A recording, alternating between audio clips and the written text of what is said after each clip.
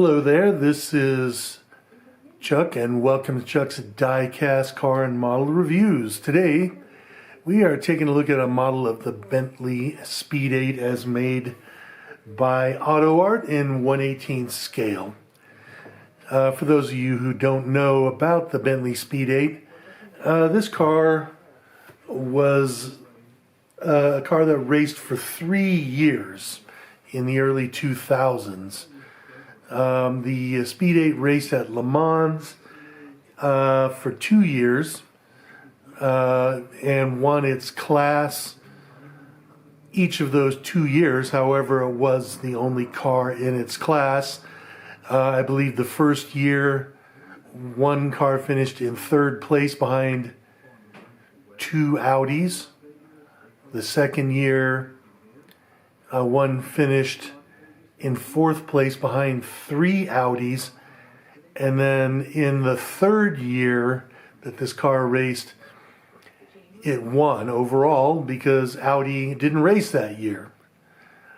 So it won, but I guess you could say it didn't win against the best opposition because Audi, the previous champion, sat out that year. But regardless, it still did win. There are some people who say that it is kind of an Audi R8 itself with some Bentley lipstick on it, but really it is a different car, even though it uses an Audi sourced twin turbocharged V8.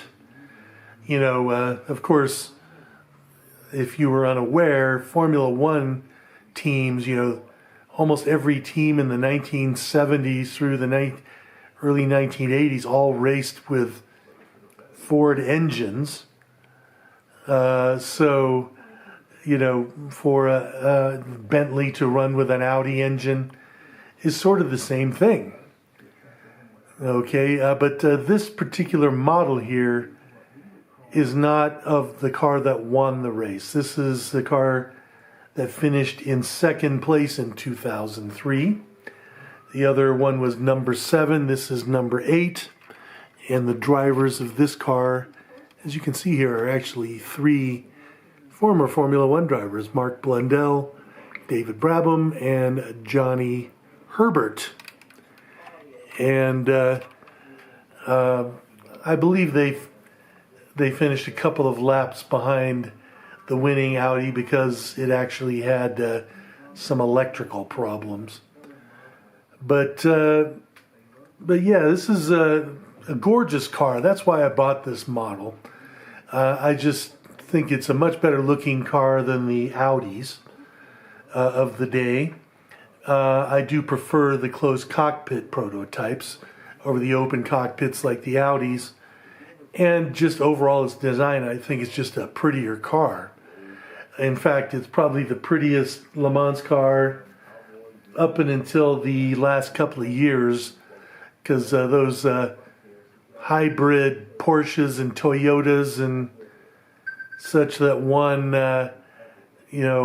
over the last few years, I just thought they were just kind of hideous looking cars, honestly.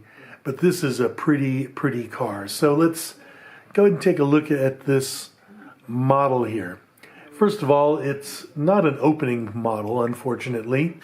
So all we can do is take a look at the exterior. But it is still, a nicely detailed model for, what you can see. So let's go ahead and take a look here. First of all, let's take a look at that profile. It's a very lovely profile there. I do love the long tail on it with the diffuser back here. It just looks very cool. Rather reminiscent of the Porsche 911 GT1 that had won, I believe, in 1998. And, even other long tail races of the 1970s also, like the Porsche 936. The color on the car is really this lovely, nice metallic British racing green with carbon fiber, open unpainted carbon on the bottom there, and this little swoosh here is a nice detail there too.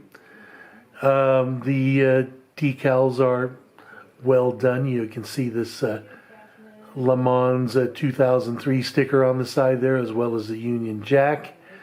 Another nice detail is that they did include the latches for the opening of the bodywork, but it doesn't open, so it's still there for show. But it's a nice feature to have.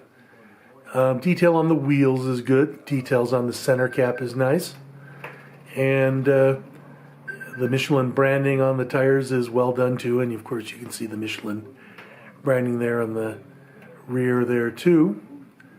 And when you take a look at the front here, and I do love the front aspect of this car. I think it's gorgeous. It's just a very aggressive but elegant look to it here. I love the the old-fashioned circle with the number in it.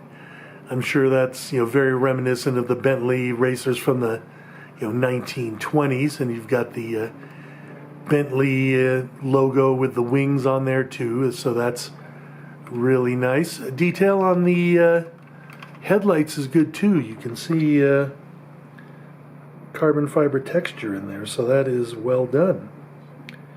And of course, carbon fiber texture on the front splitter there too. You can't see too much in the interior, of course, because this is a closed cockpit car, and also I bought this model used, so it's a little bit, probably more hazy than it used to be. But you can see some detail in there, and you can see that it has a red seat belts in there. Again, more detail on the top. You can see the scrutineering stickers on the top there too.